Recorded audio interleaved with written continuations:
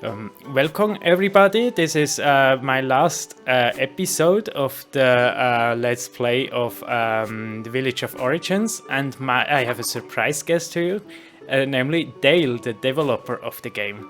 Yeah, why How's it don't you? going? Why don't you introduce yourself? Hi, yeah, I'm Dale. Creator of Village of Origins. Here to answer some random questions that we didn't pre-practice or anything. Yeah, yeah. So why not start with the first? What is your earliest experience with games? Early experience with games. Old enough that I don't remember. Like, there's like this picture of me as a kid where I was like on the computer playing Jazz Jackrabbit, which was just like a PC game. And that's the oldest one that I can remember as a kid. I got into actual like game design probably in grade 6 or so. And I can remember that, but with actual like playing games, um, it's old enough that I can't remember my first game. I remember loving Jazz Jackrabbit on PC, as well as like this game called Claw, and it was like just like an old game on PC, and I remember playing that and liking it, but I don't have like a concrete memory because it's old enough that it outdates when most of my memories were formed, I think. Yeah, understandable. Yeah. And this so you already halfway answered it. When did you think about developing your own games? Was it? Did you say sixth grade? Or, Yeah, grade 6. So I always liked when I was a kid. I'd always like map out games, and even when I played games as like make-believe games as like a little kid, I'd always like map out all the stats and write everything out. So then I always wanted to make a game, and then when I was in grade 6, my dad kind of showed me um, like how to kind of do fundamentals of code. So then I made technically my first game ever made. I would have been in grade 6, so I would have been 11. And it was just like a little game where you like move this little guy around and you like threw sticks or something. And it was like just like a very small little thing. And yeah, that was the earliest game I ever designed would have been when I was 11. And it was just like a simple like move the arrow keys to move, press a button to shoot, and you just like hit these creatures that would run up and down.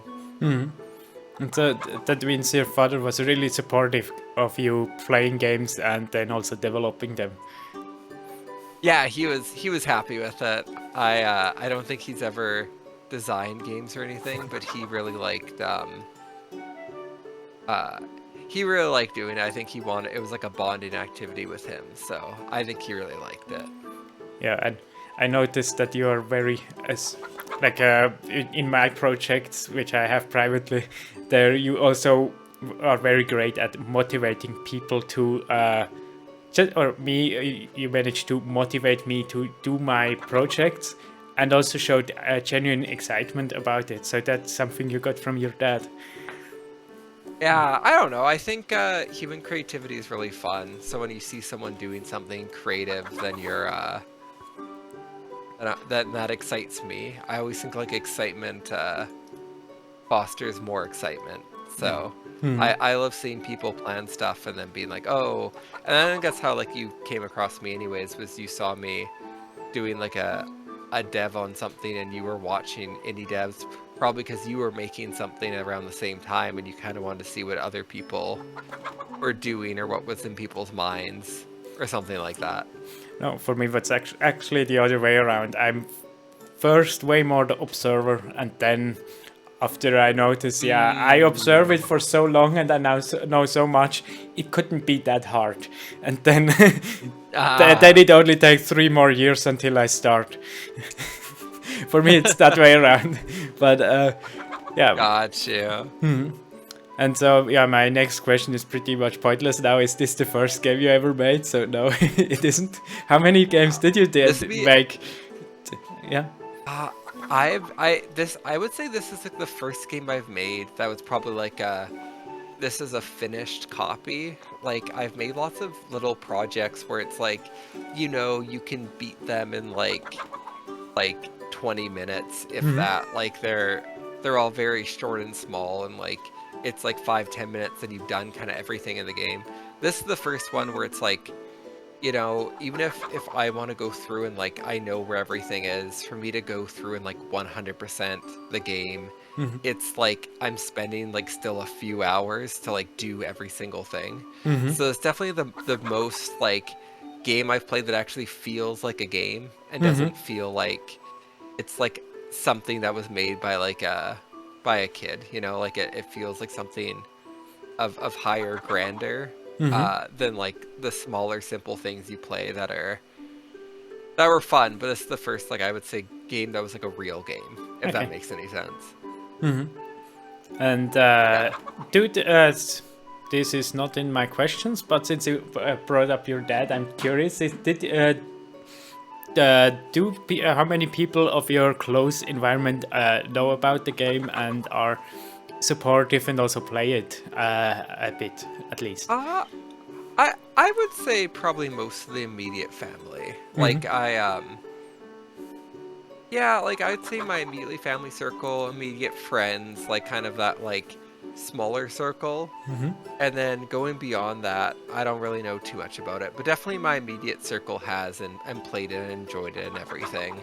And I'm not like, you know, some of those people, you read about some people that are like, I quit my job and abandoned everything to do game design. And I'll never understand that. Like, if the level of support you get if you're like, I'm doing some coding on the side is drastically different than the support you get if you're like, I'm gonna quit my job and code. That's like that's that's a different level of support. But I'd say everyone was pretty supportive. I don't know if everyone kind of is pretty supportive, but I don't like coding doesn't really occupy much time besides like my free hobby time, so that helps a lot, I think. Yeah. I think last time I checked was, I think, based on the achievements, the smallest unit was 5.555%, so I assume 19 people actually started playing the game. That sounds about right. Yeah. Yeah, a lot of people have it. You know, lots of people played it too, like prior to like its Steam connection. Like lots of people have like a zip file of it where it's like it's like pre-achievements and it's just like a zip file that like I emailed to them, and I was like, download this zip file and play it. So some of them have it like that, and some of it have it through Steam and stuff. But 19 sounds about right in my mind. Yeah. And I think I'm now the one with the second most achievements, and I assume you're the one with the most achievements, or essentially just all of them. Yeah, if it counts me. I don't know if it counts me or not. Like, I don't know how Steam calculates that. Like, I don't know if it recognizes like my Steam account's like the one connected with it, and if it registers those stats. I have no idea, but I definitely do have all the achievements. So, if it is anyone, it was me. Either it's you or it's somebody else, but one person has all the achievements, and then I have like 2/3 or 3/4 of the achievements. But yeah, pretty close. Yeah, and there are some which are a bit more tough to get, and I didn't want to put in the effort. Yeah, I know. That's how lots of games are. They're fun to have as like if you want to do more, but for the most part, it's like once you kind of beat the game and like do like a good like 75%, you're like, I'm pretty good. Like I think that's always kind of my mindset is like, you know, you have enough if someone wants 100% something, but as long as you have enough that it's like there's a lot of content that you can do to distract you as you go through to beat the main quest, then that's like a good thing. And then if you're like, oh, I really want to go through and do everything, it's like, okay, well then you can. Like, I want it to be manageable to 100%, but for the most part be like, here's all these things you can do on the side along the journey to like the end. And now to the next question. What was your inspiration for this game? Because it is a bit unique in the way it was made. I think the game went through like lots of changes. I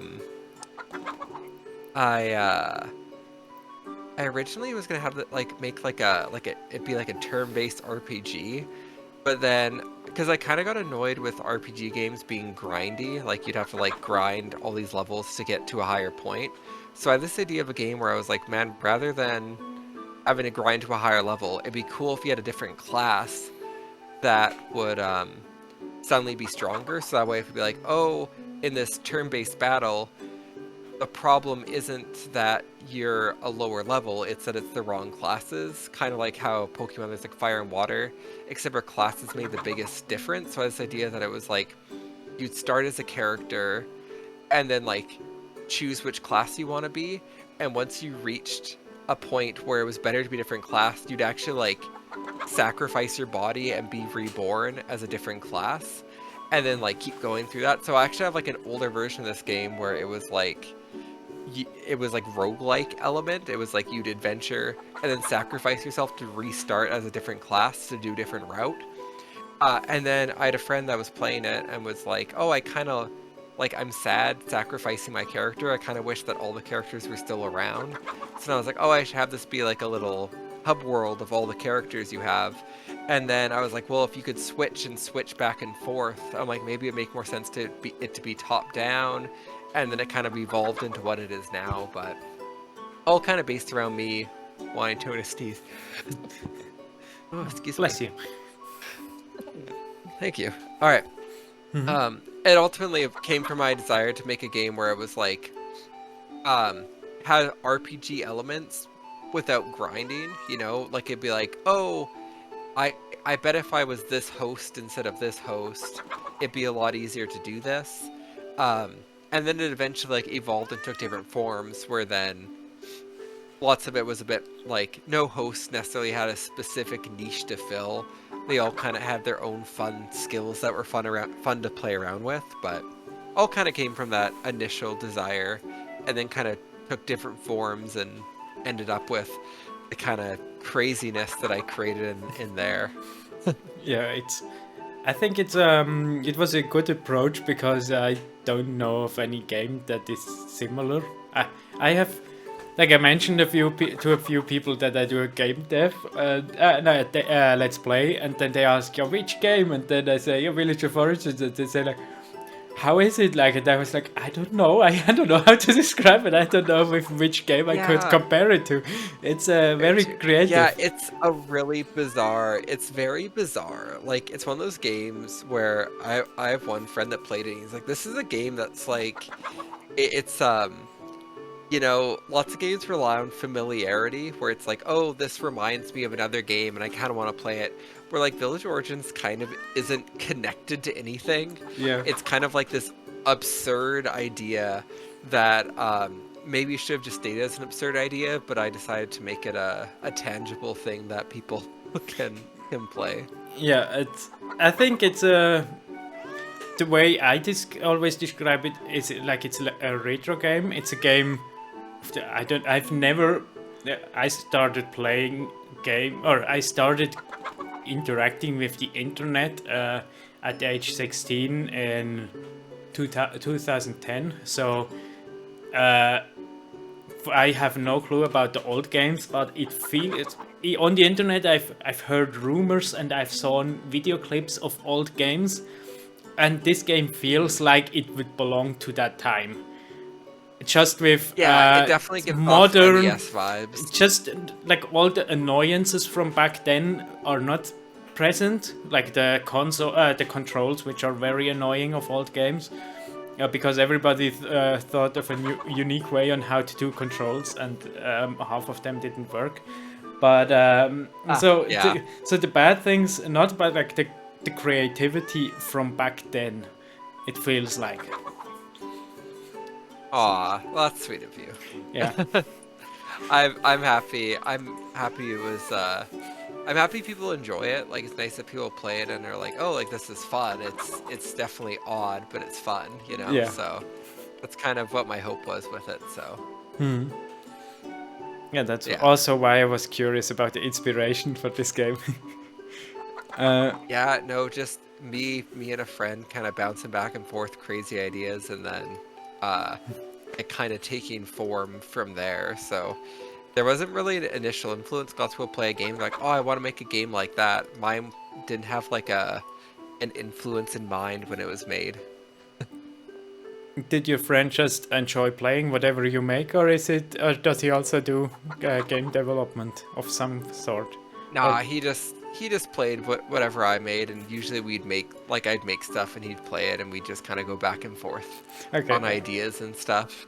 yeah, sounds like a fun time. And Yeah, next question is already answered. As you started to work on this game, did your inspiration change the original concept of your game? So yeah, definitely. yeah, Yeah. Went from turn-based to whatever you'd call this, hack and slash yeah. RTS. I don't even know what to call it. Yeah.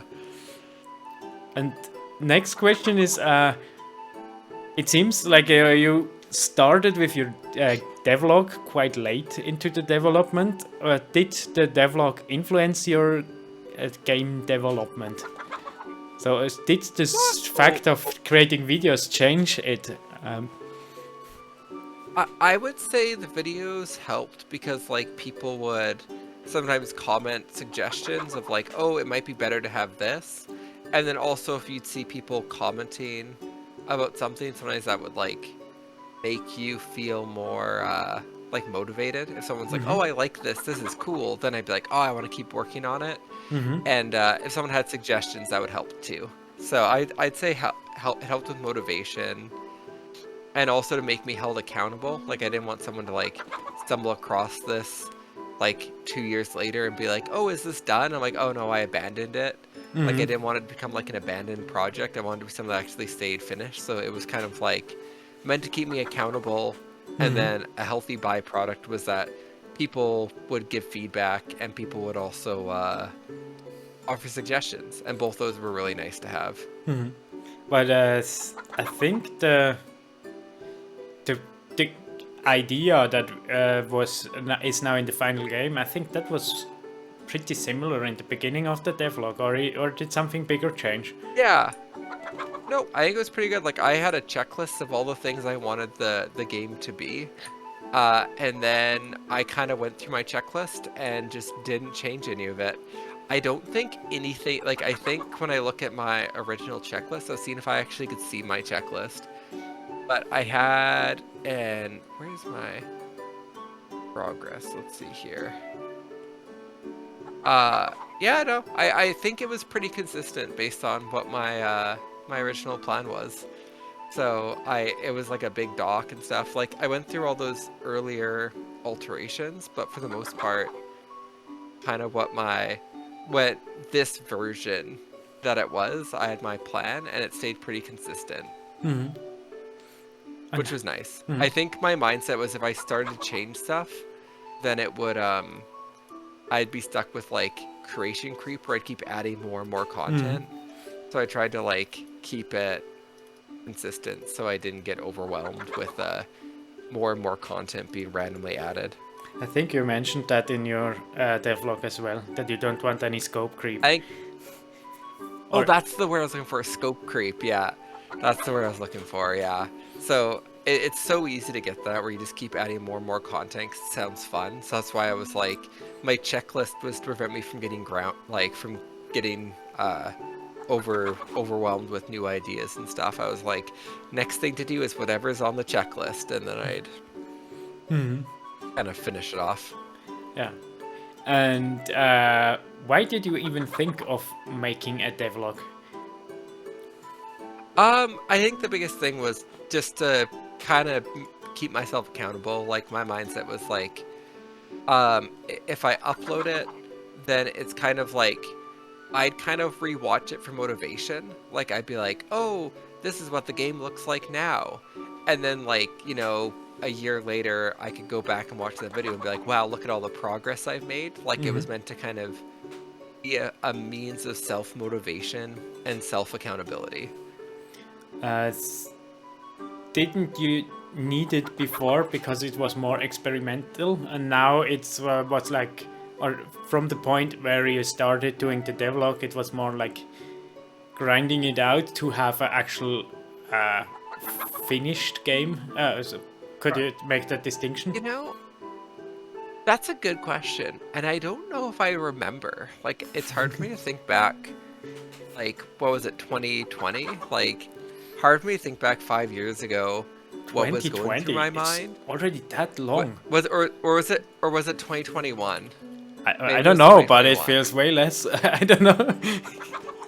I know I started it in, let's see here. Oh wow, that's an early version. February 1st, 2021. Oh, sorry. So Sorry. I think I started in 2020. So this was, so I guess 4 years ago, yeah. Yeah. I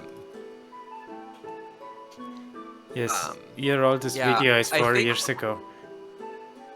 yeah, let's see here. It says to update to keep track of the code and development.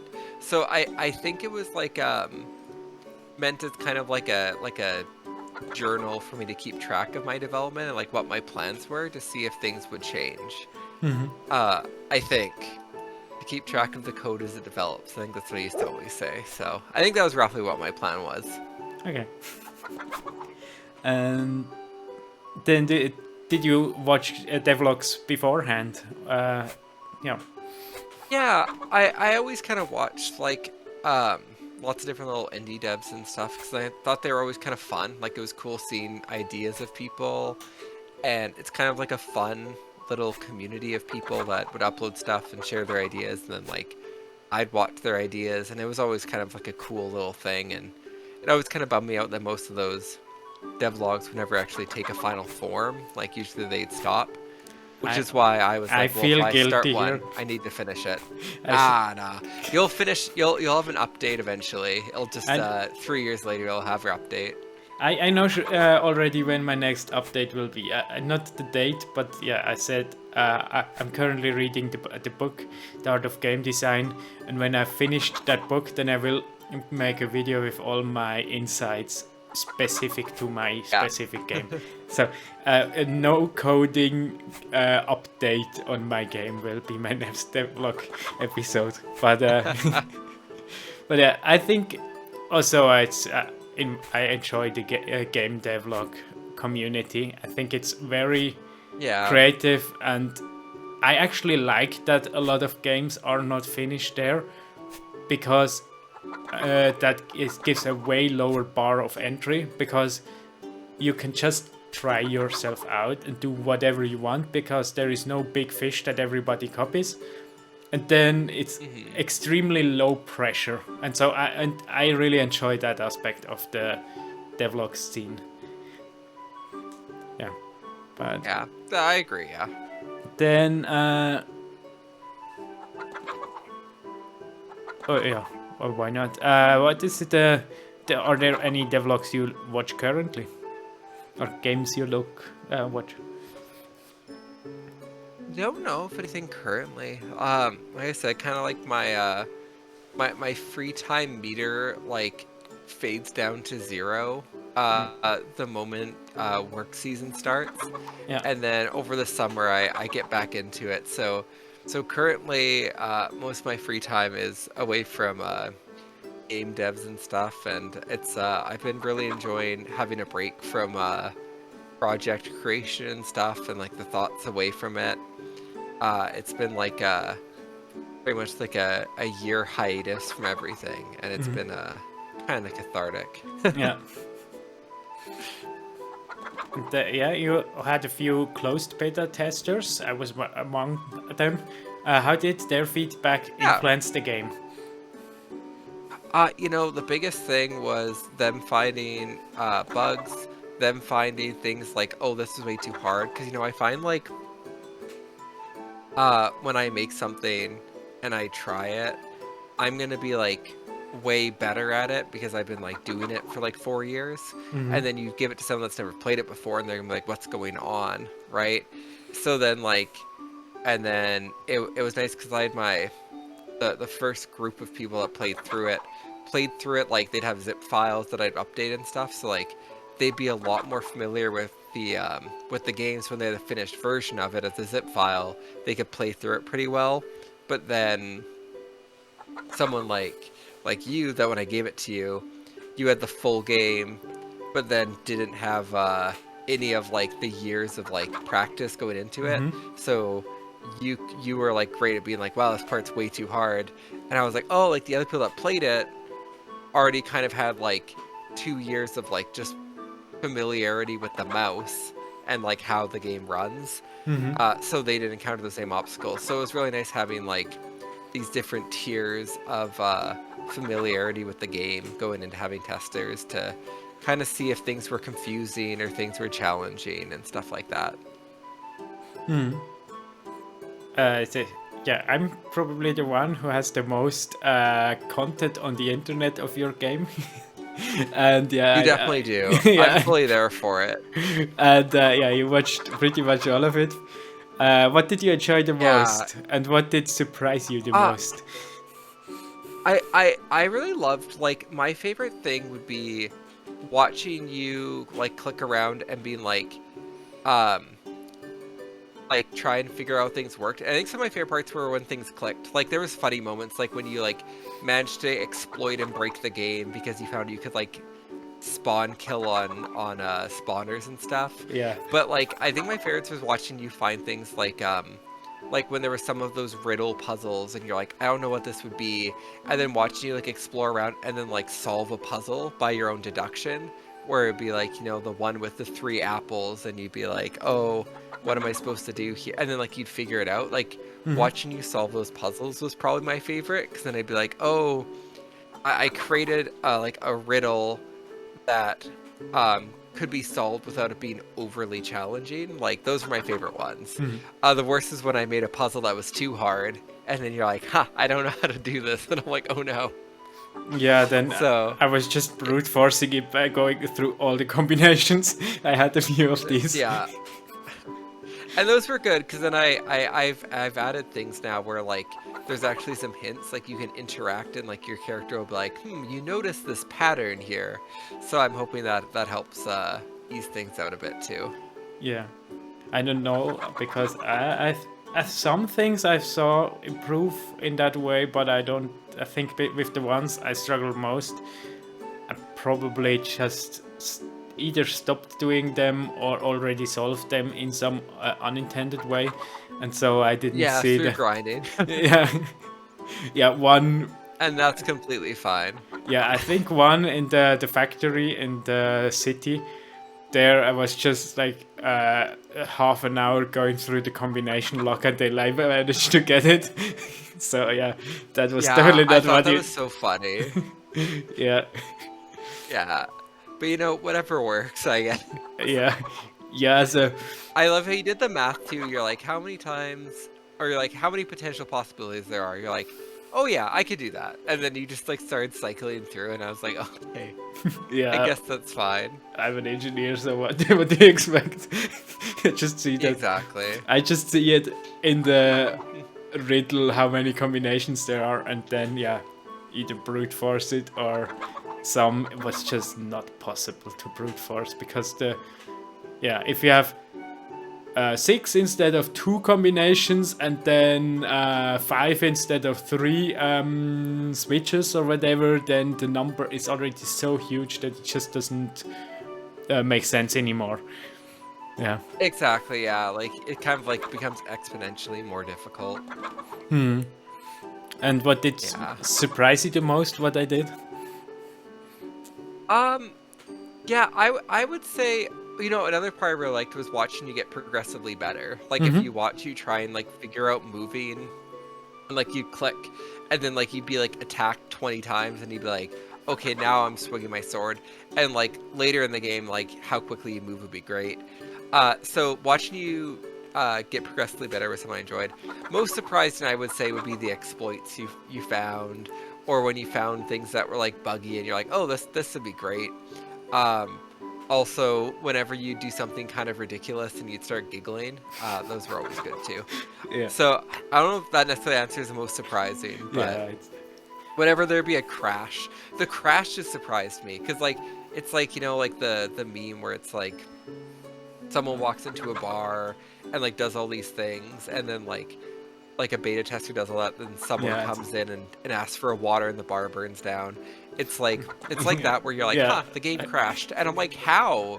And then yeah. but it's like it's because you did something in a unique combination that didn't exist before that caused it. It was kind of like how Breath of the Wild had like a game breaking exploit at the very start of the game where it was like you couldn't solve the main story if you did quests in a certain order.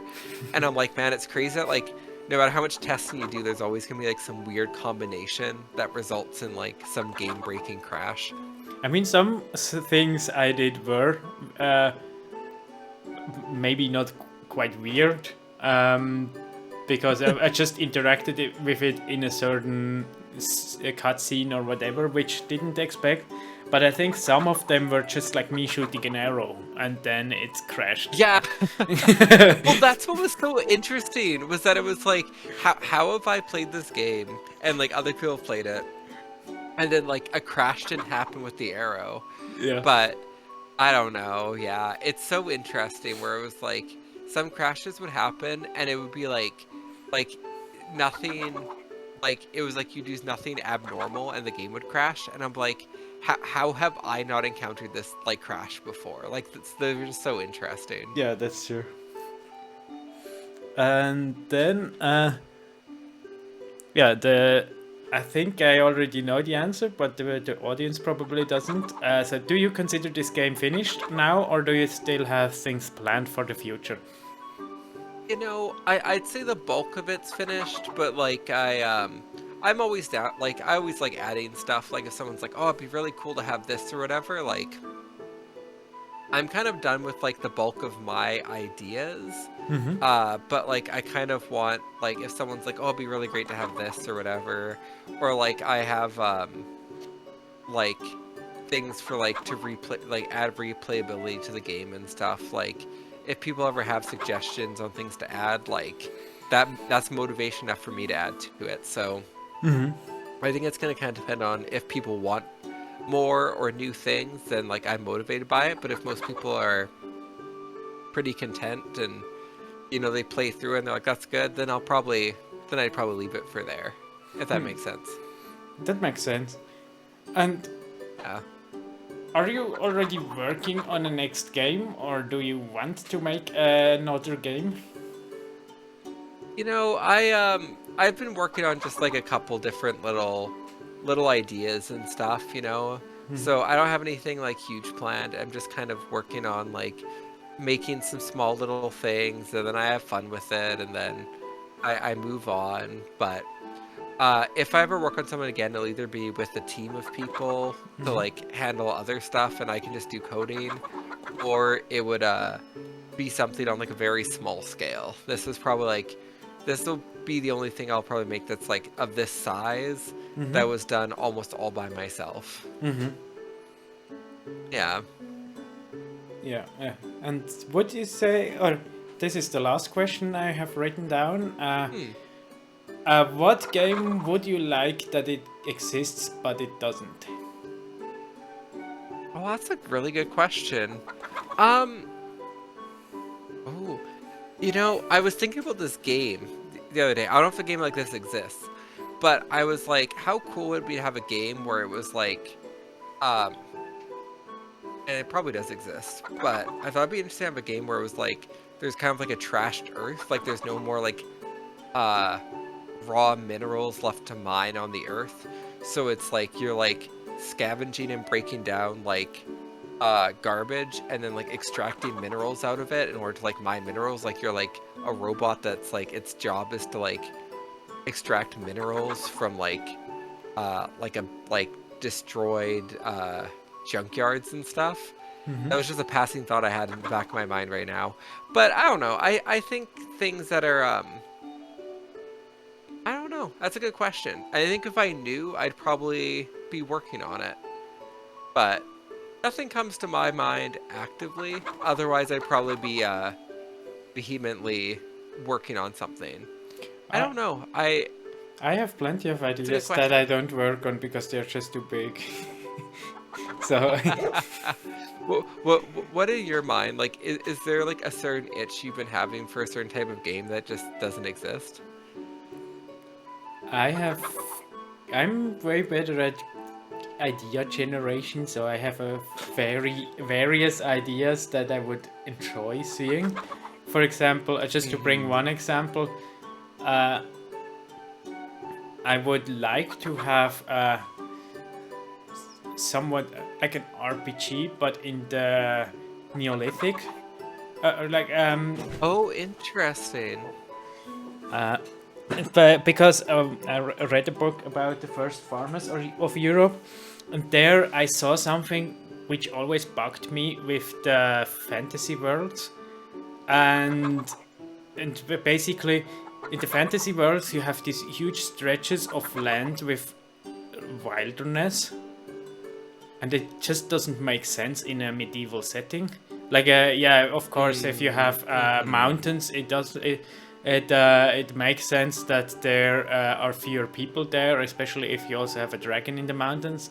Like stuff like this, it makes Mm-hmm. sense. But like all these power dynamics and where humans live and why they live and why they haven't made other things extinct, that always subconsciously doesn't make sense.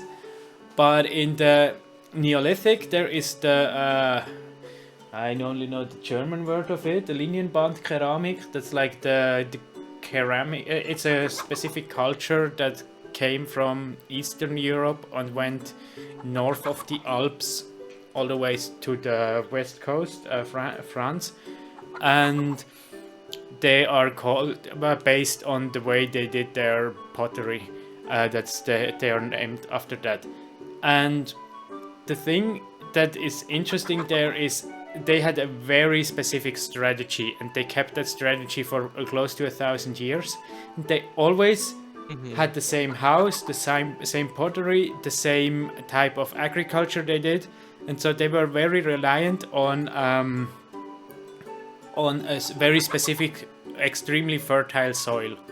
And so, as soon and this is only in riverbeds of certain types, and as soon as this type of soil is used up, then they just move, or the next generation that is bigger just move to the next place. So you have local people, and then some of the offsprings were just moving on and expanding throughout Europe. And because the other people who were already living there are hunter gatherers, which didn't use soil, so they didn't really see the need to expand their technology to go to the less fertile soil, and instead they went to just a different place. And so that means because is so heavily soil dependent, you have large stretches of wilderness and then some settlements, and so that essentially solves the whole wilderness civilization gap, where you can have large stretches of wilderness and then you have several small places of civilization. And so that's one thing which I would enjoy. And then also That'd be really interesting. they have like a continent-wide trade of like stone axes, and so all their axes or flint or stone, they came from some mine in Eastern Europe or whatever.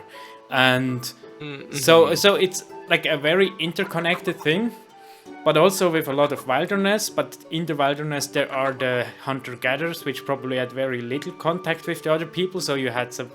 So you can have in this setting, you can have a very interesting game. And I would probably, if I do it, I would probably make it story heavy, like as a Yeah, person, definitely. like a. I would put it into that time of the expansion where they cannot expand anymore and they have to invest more in density, and because of that, war tribe starts to be more aggressive, and then that means this global trade of flint axes starts to be unreliable and more expensive, and then you have a lot of social tensions, and that would be a very interesting setting for a game. But yeah, Mm. it's way above anything I could do at Yeah, the moment. that's such a high grandeur, definitely. That's like so much content. Yeah, but it. So I think you're ambitious or not ambitious at all. Either one of these two. When you say if you knew which game could exist but doesn't, you would just be working on it. Yeah. Exactly, yeah. Where if I had a crazy idea, I was like, I want to make this, I'd probably just like slowly chip away at it, Okay. driven by enthusiasm. Okay. Yeah. Yeah, that was the last question. That essentially I answered it. Yeah, but did you? No, that's all good. You know, Yeah. you're an ideal person. Yeah. I appreciate it. Yeah. Well, Yeah. thank you for asking to interview me. I thought that was really fun. Yeah. Thank you for being such a good host. No, I was the host, but such a good You were the host. game I was developer. good, yes. And such also thank you for being so approachable. I mean, both in the game development I'm glad. comments, but also when it comes to bug fixing, and also privately as well, of course. Aw. Now, yeah, thank you. That sounds good. No, thank you so much. And now, Yeah. No, I don't know what else to say. I will stop the recording now, and yeah. Goodbye. I already know which is the next Let's Play, but it will be a surprise when it comes out. I won't tell anybody. Yeah, so that Sounds good. Yeah, should start in the new year. That sounds awesome. I'm excited to watch it. Yeah. Goodbye, everybody. Bye.